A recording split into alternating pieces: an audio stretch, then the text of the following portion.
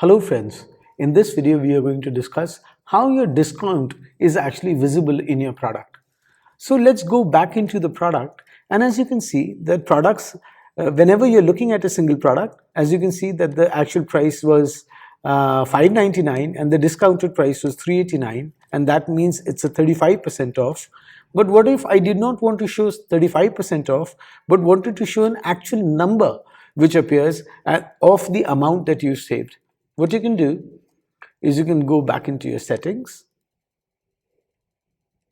I'll go into shop settings.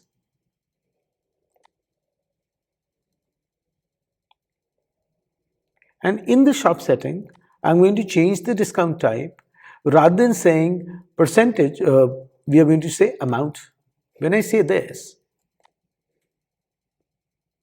rather than showing 35% off, it'll show me rupees 210 off. Once again, I can change this further and I can say save percent.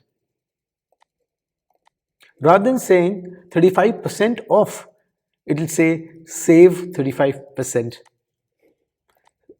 And obviously, if I want to make it save amount, it can be the same thing. But what I'm going to do is say hide. And if I say hide, then the discount tab or the discount tag will be hidden and not be shown at all. Please remember, by default it is percent. Even if you remove this, it will still remain percent because that's the default setting. Thank you.